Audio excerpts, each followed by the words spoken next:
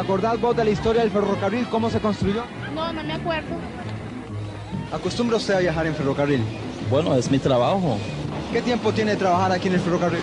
Tengo 27 años de estar trabajando en el ferrocarril. ¿Conoce usted la historia del ferrocarril? ¿Cómo se construyó?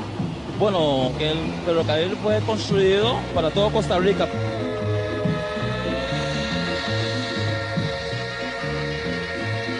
Con su estruendoso ruido y sus enormes nubes de humo, el ferrocarril dio paso a la Costa Rica de principios del siglo XX.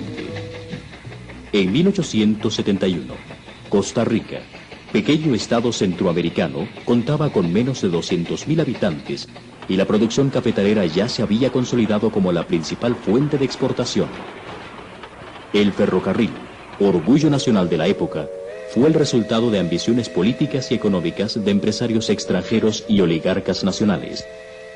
Tomás Guardia, militar de carrera que llegó al poder mediante un golpe de Estado contra Jesús Jiménez, fue protagonista de una época de transición. Su gobierno se ocupó de impulsar la construcción de obras públicas orientadas a mejorar el cultivo y la exportación del café, que llegó a más de 300.000 kilogramos. La política liberal de Tomás Guardia dio a la burguesía cafetalera el control y distribución de la riqueza en la sociedad costarricense. La construcción del ferrocarril, indispensable para la exportación del café, se inicia en 1870. La obra, que fue demasiado cara para las condiciones de la economía nacional, atrajo el naciente capitalismo multinacional. Un grupo de banqueros ingleses concedió para su construcción un préstamo de 3.400.000 libras esterlinas. Pero producto de pago de intereses y comisiones, llegaron al país únicamente 300.000 libras esterlinas, cantidad insuficiente para concluir el proyecto ferroviario original. Fue esta la primera deuda externa de Costa Rica. Minor Kidd, empresario norteamericano con experiencia en este tipo de empresas, asumió la dirección de los trabajos. La construcción del ferrocarril necesitó de miles de trabajadores extranjeros debido a la escasez de mano de obra disponible. De esta manera, el contrato de construcción del ferrocarril permitió introducir fuerza de trabajo desde el exterior. Un año después de iniciadas las obras, se abrió en Costa Rica una corriente de trabajadores extranjeros destinados a la construcción del ferrocarril. Entre estos emigrantes llegaron chinos de Macao y Cantón, negros, principalmente de Jamaica, así como italianos provenientes del norte de Italia.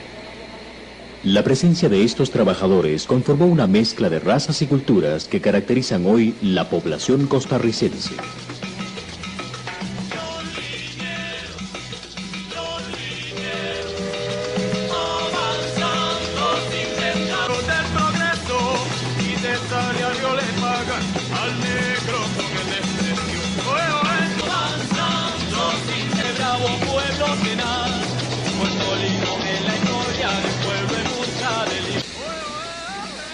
Las difíciles condiciones de vida y los maltratos a que fueron sometidos los trabajadores extranjeros provocaron diversos levantamientos en las obras del ferrocarril. Las protestas más significativas fueron protagonizadas por parte de los trabajadores chinos e italianos. En noviembre de 1873, más de un centenar de chinos se amotinó debido a las condiciones riesgosas en que se realizaban las labores en los cerros Santa Lucía. Varios de ellos murieron en la pelea, otros fueron fusilados. Medio año más tarde, Salvador Lara, ministro de Obras Públicas de la época, brindó un informe oficial en el que se mencionan superficialmente los hechos, ocultando las verdaderas consecuencias. Para 1874 se había empleado en el ferrocarril 2.500 hombres, de los cuales 500 eran chinos y 1.000 eran negros de Jamaica. ¿Tu familia ha vivido siempre en esta zona? Sí, señor. ¿Tenés familia que haya trabajado en el ferrocarril, que haya colaborado para mantener el ferrocarril? Bueno, hace antaños mis abuelos, abuelitas también, que cooperaban con la gente que trabajaba por el ferrocarril. ¿Qué sabes de parte de ellos del ferrocarril? En esos tiempos trabajaban como esclavos, hace antaños.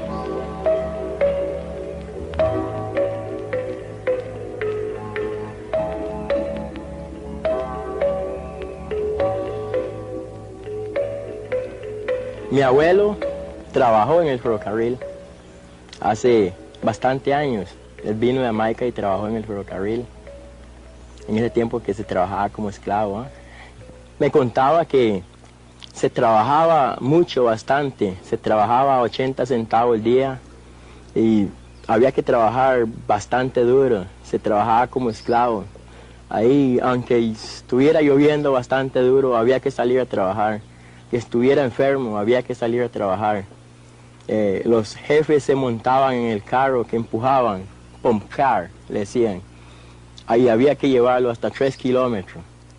Y el día que no se presentaban a trabajar, no ganaban. Esas son las cosas que me ha contado. Trabajaba todo a mano. No había máquina, no había nada en tiempo. Y no tenemos con qué elaborar nosotros. Las crisis financieras en la empresa del ferrocarril fueron frecuentes.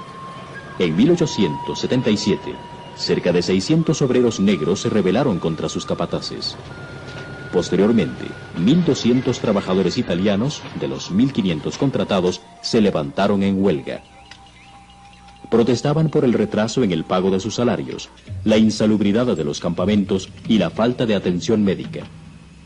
Esta fue la primera huelga de importancia ocurrida en el país.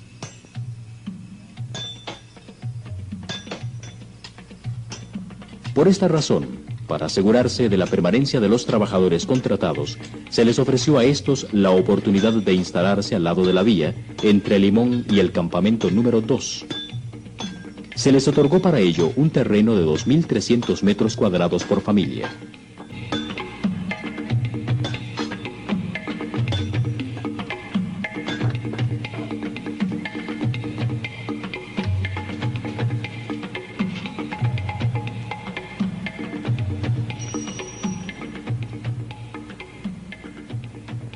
Fueron surgiendo así pueblitos linieros y pequeñas fincas que hasta la fecha caracterizan gran parte de la geografía atlántica.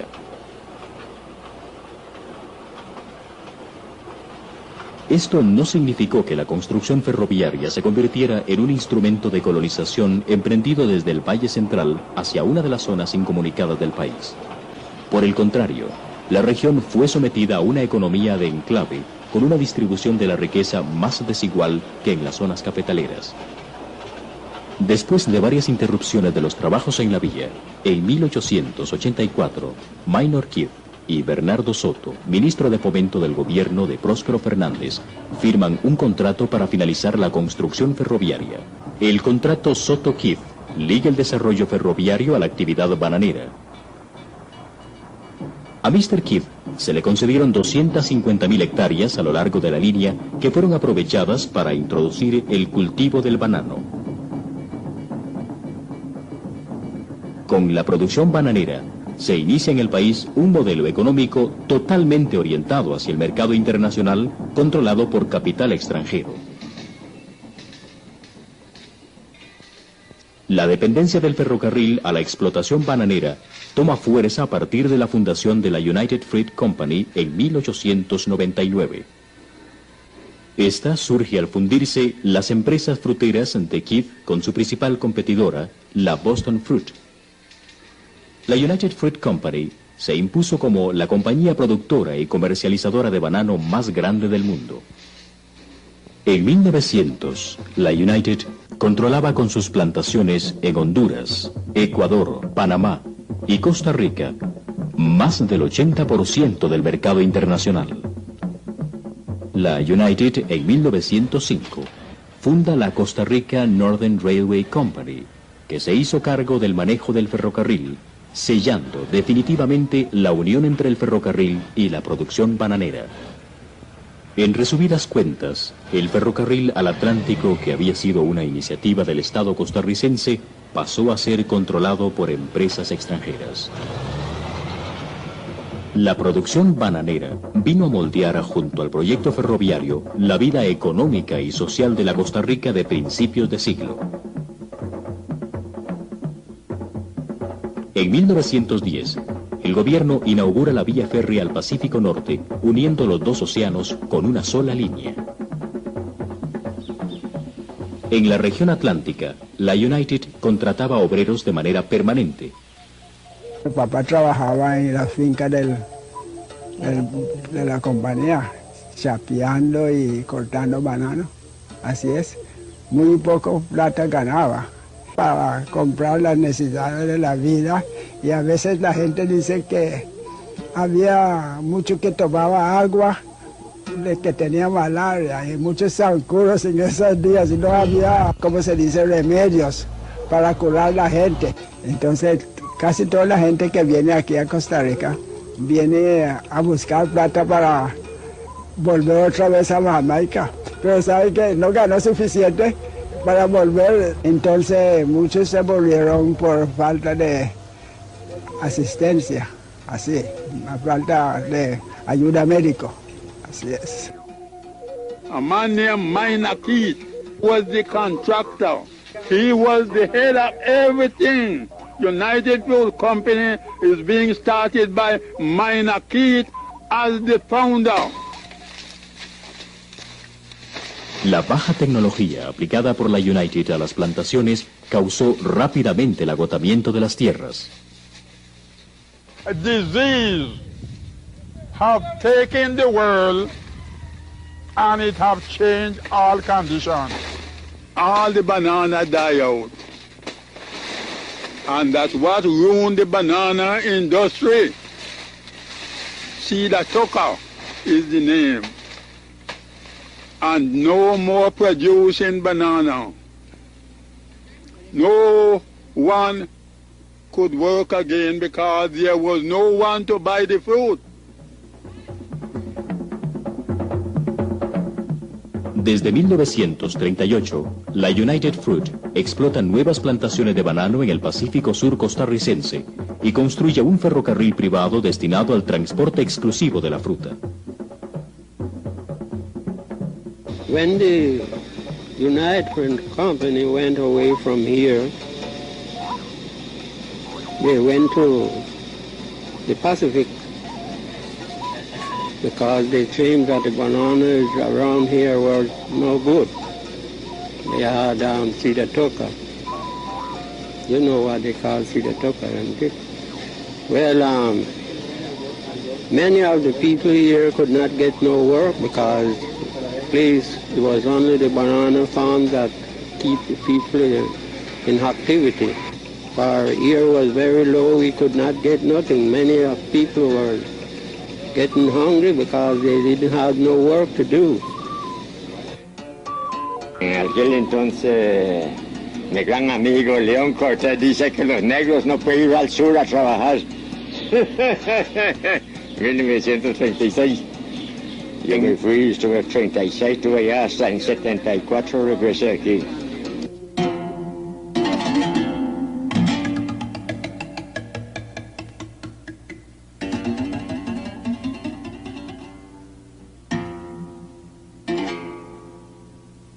El ferrocarril al Atlántico, que la United utilizaba para el transporte del fruto, se encontró sin la principal fuente de ingreso y empezó a desintegrarse como estructura. Yo he nacido aquí en Pacuarito. Soy vecino de ese lugar más de 50 años. Y el motivo que ocupamos en el invento de esos burrocarros para dar mejor facilidad a sacar nuestros productos, cacao, pijiuay, banano, plátanos, cocos, animales, vacas, chanchos, cerdos. Como el tren solo entra 2 veces por día en ese ramal, temprano de la mañana y a las 5 de la tarde, el carro de burro se sirve para transportar los pasajeros a cualquier hora del día que vienen con los buses. Si uno sale un poquito, entrevista si quieres, vaya a hacer compras, regresen entre 1 hora, 2 horas, se agarra su mula y va sin ningún perjuicio. Yo tengo apenas 18 años de conocer esta zona, de estar aquí en Monteverde. Y el burrocar ha sido el servicio de todos los que vivimos en esta zona. Creo que sin eso, pues sería muy difícil para nosotros, ¿verdad?, movilizarnos y en la actividad que nosotros vivimos. Si no es por este medio, pues nosotros estaríamos como quien dice, maniado.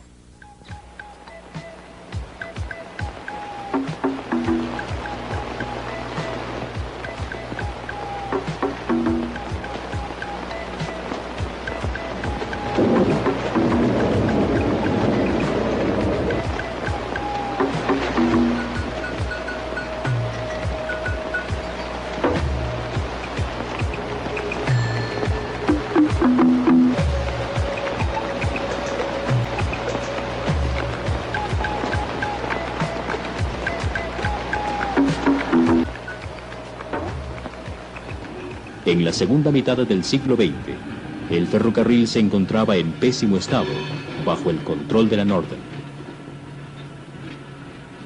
El sistema ferroviario costarricense, completamente disgregado, tenía el sector atlántico todavía movido por combustible derivado del petróleo, el sector pacífico electrificado en 1930 en manos del Estado.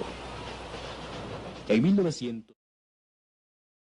1972, el presidente José Figueres nacionaliza el ferrocarril producto de protestas laborales de los ferrocarrileros que exigían el pago de salarios a la Northern. El gobierno pagó una suma simbólica a la compañía, sin embargo, debió asumir la liquidación de salarios atrasados a los trabajadores y la reparación de vías, maquinaria y muelles. 5 años después de la nacionalización, se unen el ferrocarril al Atlántico con el del Pacífico, consolidándose Ferrocarriles de Costa Rica, FECOSA. La renovación de 100 kilómetros de vía no fueron suficientes para detener el deterioro progresivo del ferrocarril al Atlántico.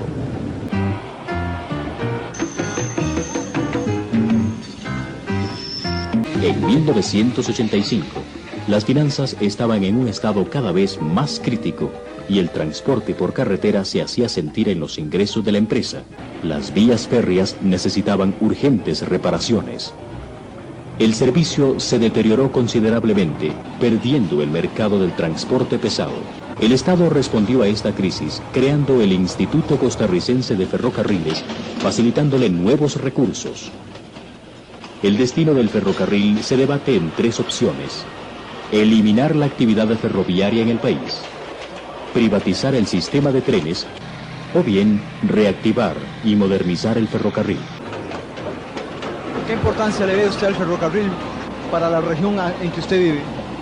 Una de las cosas muy importantes, porque ha sido desde la antigüedad, cuando no habían carreteras, esto ha transitado para sacar no solo la agricultura, sino también los estudiantes para que se trasladen de una parte a otra.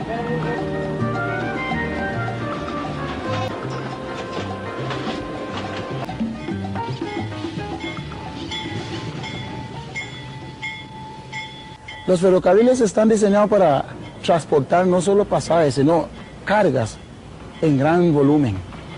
Una locomotora puede arrastrar 27.000 cajas. Supongamos que gastara 100 galones de diésel. Se necesitaría 27 furgones para arrastrar esos mismos 27.000 cajas. ¿Y cuánto diésel se estaría gastando esos 27 furgones? ¿Cuánto se gasta en llantas, en aceites? Ahí está la luz del día que por el ferrocarril es más beneficioso para el país.